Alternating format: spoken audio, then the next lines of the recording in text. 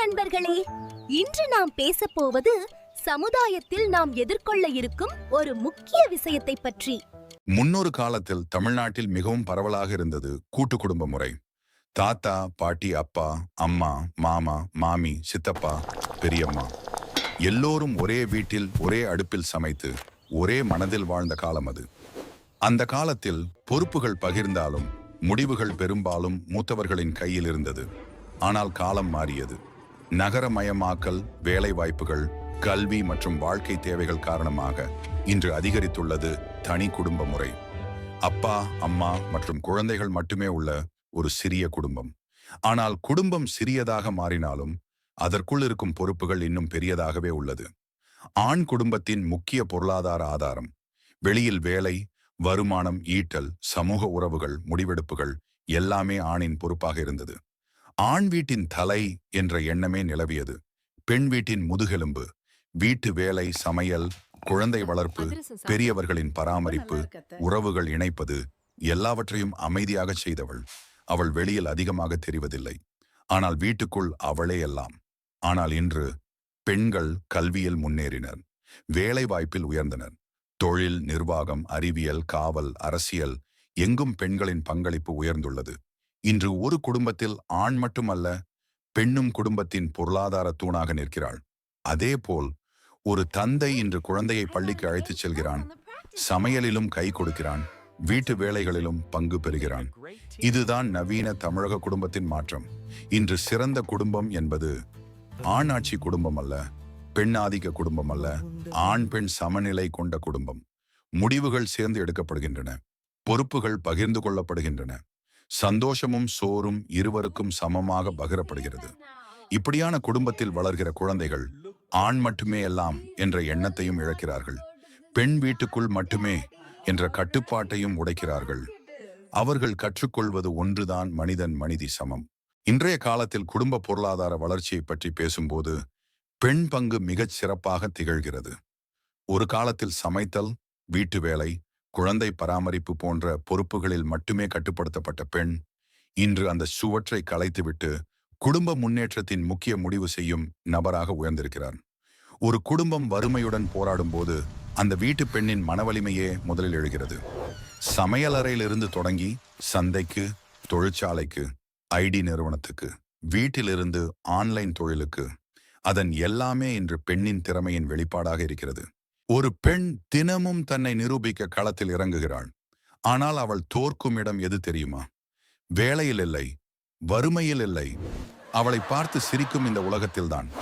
சமூக ஊடகத்தில் ஒரு பெண் சிரித்த புகைப்படம் போட்டால், கேரக்டர் லூஸ் ஒரு பெண் தைரியமாக பேசினாள், ஓவர் பில்டப் ஒரு பெண் அமைதியாக இருந்தால், வீக் என்று சொல்லும் கூர்மையான வார்த்தைகள் கத்தியை விட கூர்மையான காயங்களை அவள் மனதில் உண்டாக்குகிறது. அந்த கேலி அவள் முகத்தில் விழுவதில்லை, நேரா அவள் மனசுக்குள் நுழைந்து அவள் தன்னம்பிக்கையை மெதுவாக கொலை செய்கிறது. ஒரு நாள் சிரித்து போகிறாள், இன்னொரு நாள் மௌனமாகிறாள், மூன்றாவது நாள் என்னால முடியல என்று கண்ணீரோடு உடைந்து போகிறாள். சினிமாவும் அவளை விட்டு வைக்கவில்லை. அவளை எப்போதும் பொருளாக, பொம்மையாக, காமெடிக்குரியவளாக அல்லது தியாகத்தின் சிலையாக மட்டும் காட்டி, நீ இது மட்டும்தான் என்று அவளுக்கே தீர்ப்பெழுதிவிட்டது போல தடுமாறுகிறாள். எங்கோ ஒரு பெண் ஸ்கூட்டி ஓட்டத் தெரியாமல் ஓட்டவே, அதை பார்த்து பெண்களுக்கு வண்டி ஓட்டவே தெரியாது என்று மொத்த பெண்ணினத்தையும் தீர்ப்பளிக்கும் இந்த சமூகம் ஒரு நிமிடமாவது சிந்திக்கிறதா? அதே வழியில தான் அதிகாலை 4 மணிக்கே ஆட்டோ ஸ்டார்ட் பண்ணி கிளம்பும் ஒரு பெண் இருக்கிறாள். பகல் முழுக்க வெயிலிலும் மழையிலும் ஸ்டியரிங் பிடிச்சபடி போராடும் ஒரு பெண் இருக்கிறாள். பஸ் ஓட்டுநராக, கார் டிரைவராக லோடு ஏற்றி கூலி வேலை செய்து குடும்பத்தின் வறுமையை துரத்தி ஓடிக்கொண்டிருக்கும் பெண்கள் ஆயிரம் பேர் இருக்கிறார்கள். ஆனால் அவர்களை முன்னுதாரணமாக எடுக்க இந்த சமூகம் ஏன் தயங்குகிறது? பெண்ணும் தேனியும் ஒன்று. அவளது உழைப்பு அனைவருக்கும் பொதுவானது. அவள் உழைப்பின் பலன் முழுவதுமாக திருடப்பட்டாலும் அவள் உழைப்பை நிறுத்துவதில்லை. ஆனால் அவளது கூட்டிற்கு ஓர் ஆபத்து வந்தால் தேனி தனக்குள்ள முள்ளை திருப்பி தாக்கத் தொடங்குவது போல அவளும் தன்மானத்தோடு எதிர்த்து நிற்கிறாள். தேனீக்கள் தேன் சேகரிக்கும் போது மகரந்த சேர்க்கையால் இயற்கையை முன்னேற்றுவது போல ஒரு பெண் உழைக்கும் போது அவள் சமூகத்தையே முன்னேற்றுகிறாள். டேட்ஸ் லிட்டில் பிரின்சஸ் என்று தந்தையின் கண்களில் ராஜகுமாரியாக வளர்ந்த பெண்ணை நாம் கேலி செய்கிறோம். அதே பெண் திருமணத்திற்கு பிறகு கணவனின் சுமையையும் தாங்கி குடும்பத்தை தாங்கும் ஒரு படைத்தலைவியாக மாறும்போது அவளை பாராட்ட மனம் வருவதில்லை. இப்படிப்பட்ட கேலி பெண்களை மட்டும் காயப்படுத்துவதில்லை, அது ஆண்களையே மெல்ல மெல்ல தனிமை எனும் சிறையில் அடைகிறது. கேலி கலாச்சாரத்தால் பாதிக்கப்பட்ட ஒரு ஆண் எப்படி பாதிக்கப்படுகிறார் பாருங்கள். உறவுக்குள் நுழைய இன்னைக்கு எனக்கு பயமாக இருக்கிறது. ஒரு பெண்ணை கண்டால் மனசுக்குள்ள அன்பு வரல, வெறுப்பும் பயமும் சந்தேகமும் தான் வருது. இப்படி நான் உருவானதுக்கு காரணம் யாருன்னு தெரியுமா? நான் தான். நான் மட்டும் இல்ல, நான் சிரித்த அந்த உலகம், நான் ரசித்த அந்த சமூக ஊடகங்கள், நான் கை தட்டிய அந்த சினிமாக்கள், பெண்களை கேலி செய்த காட்சிகளை பார்த்து நான் சிரிச்சேன். அம்மாவை காமெடியா காட்டினாலும் என்டர்டெயின்மெண்ட்னு சொன்னேன். மகளை குறைச்சி பேசினாலும் ஜோக் தான் தள்ளிவிட்டேன்.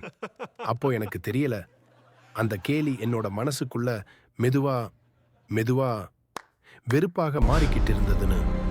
அந்த வெறுப்பு தான் இன்று என்னை இங்க கொண்டு வந்து நிறுத்தி இருக்கு.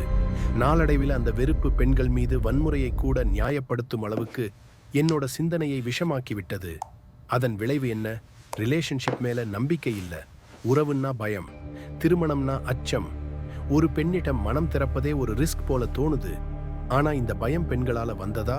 இல்ல, நான் வளர்த்துக்கிட்ட கேலி கலாச்சாரம் தான் இந்த பயத்தை எனக்குள்ள உருவாக்கியது.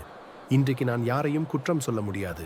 ஏனென்றால் நான் தான் இந்த தனிமைன்னு சொல்ற சிறையில என்னை நானே பூட்டிக் கொண்டேன். வெளியில கதவு இல்ல, உள்ளிருந்தே பூட்டிக்கிட்டேன். இது என் தவறுதான். ஆனா இது நான் சார்ந்த சமூகத்தின் தவறும் கூட.